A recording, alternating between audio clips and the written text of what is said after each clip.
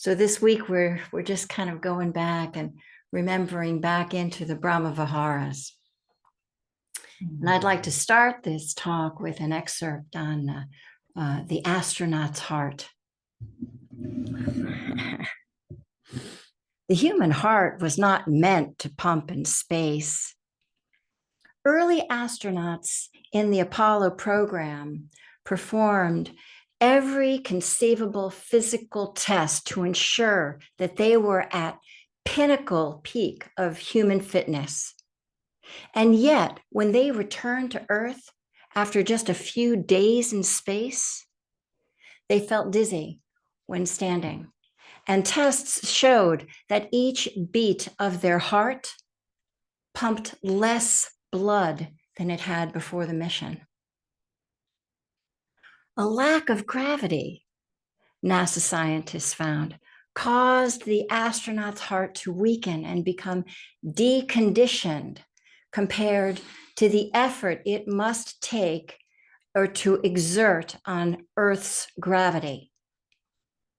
In particular, the muscular pump loses the high-end performance reserve that lets it kick into high gear during a crisis. When the astronauts' muscles were screaming for more oxygen and rich blood, it wasn't able to get it. So, in other words, the human heart, like any muscle, needs to be challenged enough in order to stay in shape. The heart, heck, the whole body needs some resistance, a certain amount of stress, of pushback in order to stay healthy. The heart stays toned or tuned as if it were an instrument. And we learn how to play its 4 basic chords: friendliness, compassion, joy or gladness, and equanimity. And we learn to play often enough so that we can come to know their unique sounds and the ranges that they all have, and also how they harmonize together. Now, luckily for us, we were born human because, as the Buddha suggested, being born human on planet Earth gives us the ideal conditions in which to grow our hearts. First and foremost, it gives us gravity, which gives the heart enough stress to stay in shape, stay toned. The second is that here on planet Earth, it gives us a healthy mix of joy and sorrow, which is necessary to stimulate the heart to be moved, to feel, to resonate. So these 2 factors, gravity and the mix of joy and sorrow, provide the right amount of resistance, the right amount of pushback, of opposing energies that is necessary for the heart to stay healthy.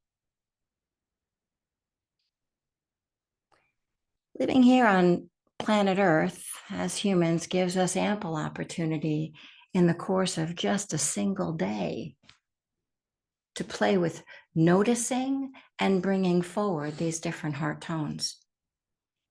In fact, friendliness, compassion, joy, or gladness, and equanimity are quite versatile. They're actually all we need to respond to any situation that arises. Whether it's afflictive or beautiful, matters not. One or more of the Brahmaviharas is an appropriate response. And together, they're a universal balm for whatever ails us, in here and out there. And life on planet Earth is sure unpredictable. I mean, we have no idea what today will bring. So it's best to prepare for anything, right? We can easily forget how unpredictable it really is in the middle of our daily routines, just going about doing them, And as we go about doing them, we get lulled into complacency. Things seem like things are just going to keep going on the way they're going. But imagine into the view of a new parent. A new parent can't afford that kind of luxury. No, no, no. A new parent has to be able to quickly respond. In fact, they quickly realize that they can't predict anything and that it's all about the immediate, on the job training. And so it is with us, really. That's how it really is. It's on the job training. It's immediate. It's improvisational. Training our hearts is not a linear path. So you want to expect detours and wobbles. No problem. No problem. We learn as we go. We make mistakes and missteps, and we make the necessary course corrections to restore balance. We make many course corrections all day long. We learn to wake up in the middle of an unpleasant moment with, for example, an angry or unhappy cashier, and quickly decide whether to angrily respond or keep our cool and not add another log of stress onto that little fire. Now, that resistance, that simple act of resistance, is an act of kindness for you and for them. This is growing the muscle of metta, of kindness and friendliness, right there. We learn in an instant when a driver suddenly cuts us off and we wake up into our hearts pounding with fear and fear running through the veins. And quickly we slow down, like almost immediately we slow down to avoid hitting them. And in those next moments, if we can remember, we train the heart to either create more trouble by muttering unkind things in our head, or to wisely respond to our activation by grounding and breathing and helping the organism to recalibrate because it just got shocked. And when we do that, when we are responsive to what it feels like inside and we begin to recalibrate, well, we entrain compassion and equanimity. Compassion in the way in which we're caring for ourselves, and equanimity in accommodating for the car and not retaliating.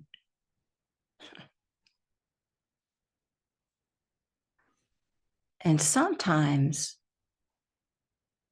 we learn about joy when it pops up out of thin air, like it did for me yesterday. Surprise! Seriously, all I did was go to the mail and bring the mail in and open a package that had my name on it. Now, little did I know that little package was for me. It was an unexpected gift. And suddenly I'm like, there's a smile on my face and there's an ah coming out of my mouth, and I'm reading the card and I'm looking at what was offered to me.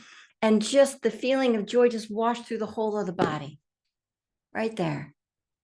And then again later when I went to use the gift, and as I'm using the gift, the person flashed before my eyes and their thoughtfulness of me and their thoughtfulness, period, flashed before my eyes.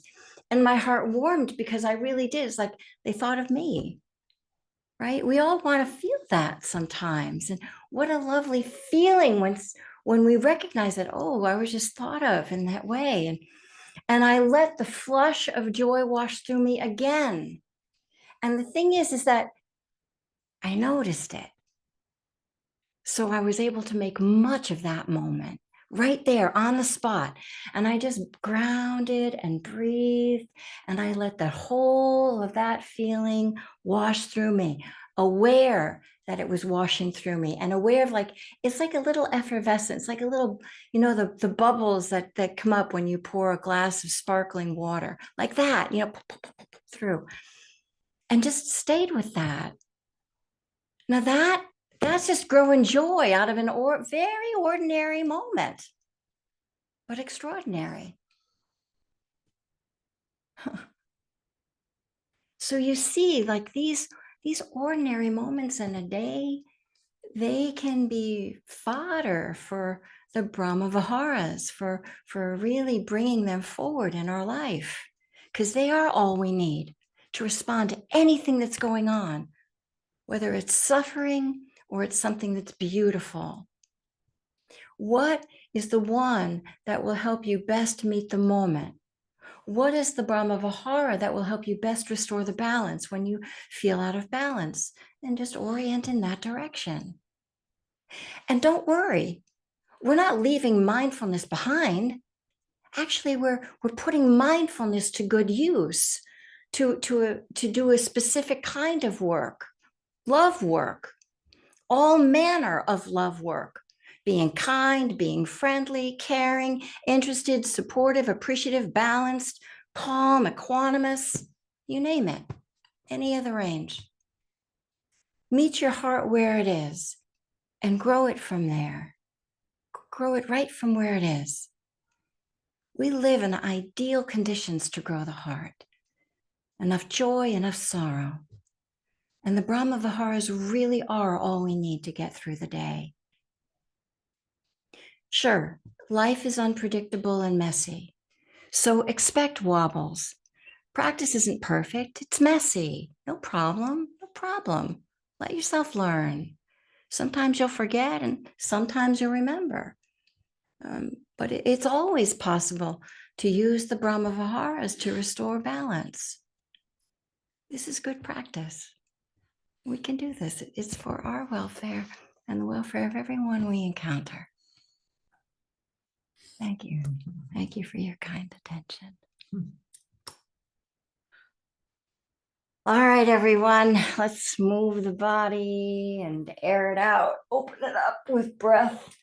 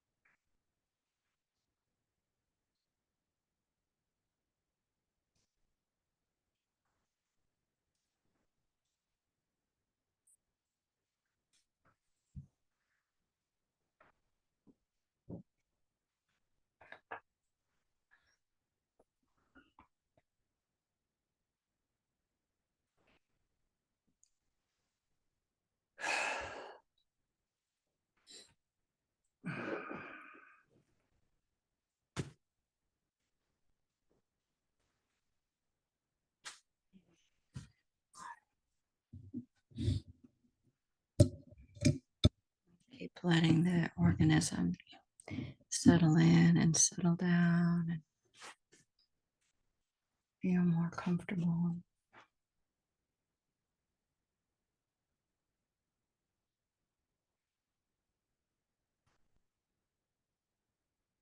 Maybe gently close the eyes.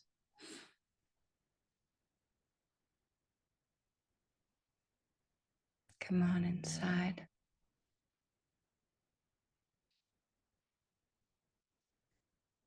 Breathe and soften around the face.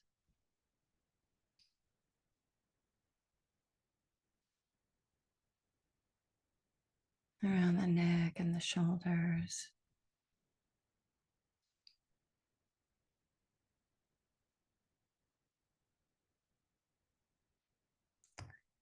Breathe in and feel into the length of the torso, and on the exhalation, soften, widen, and settle all the way down through and around the body into the base, onto the ground.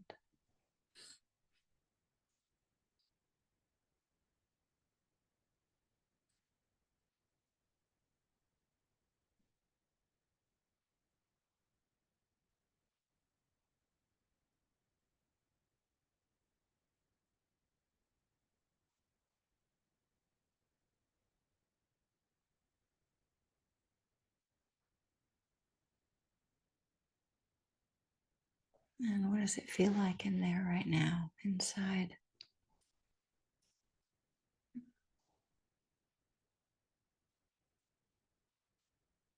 What is needed to help the heart to feel a little kinder, gentler, more tender?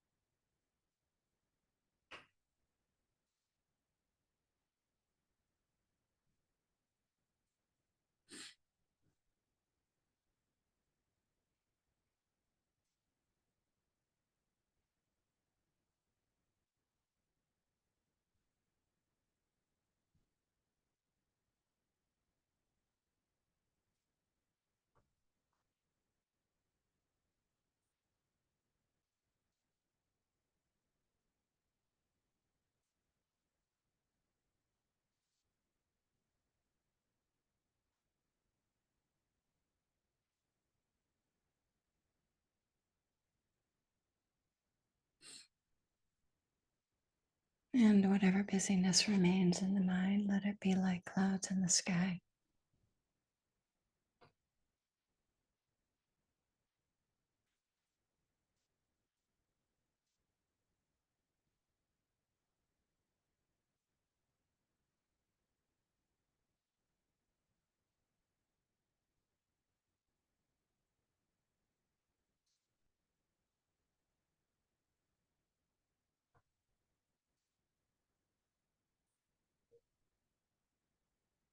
And let's see if we can create the conditions to keep letting go of stress and opening into ease, and then breathing and appreciating that ease that's available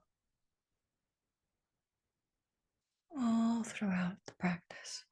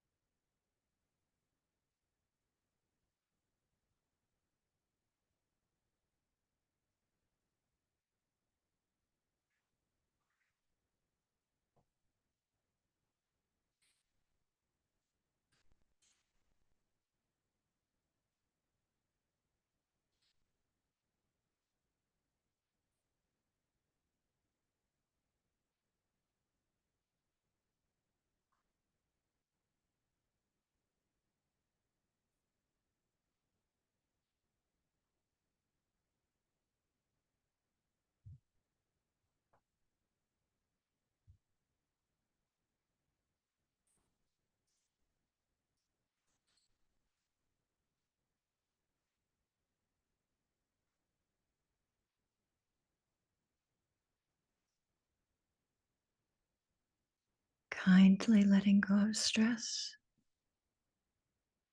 and making much of the ease that arises.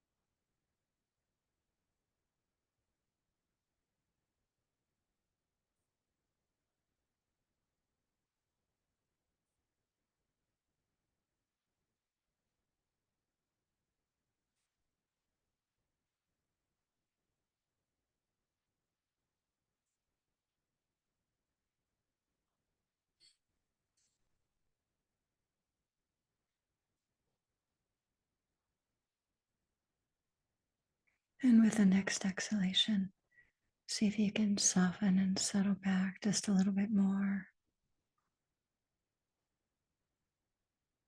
And breathe with whatever comfort and ease is there.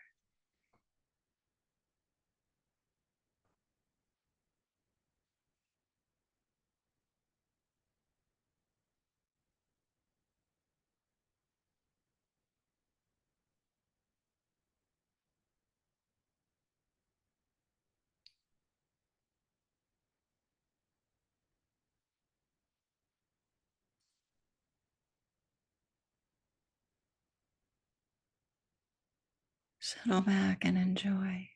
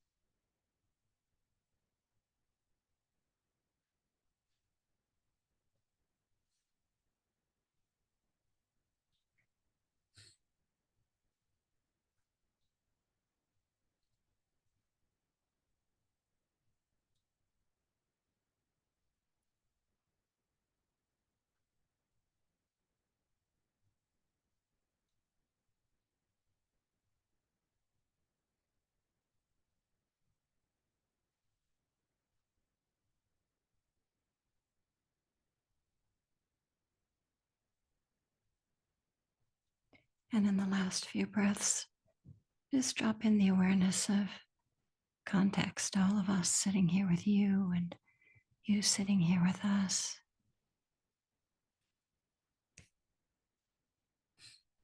Each of us just settling back in our own experience and having the space to do that. What a gift that is.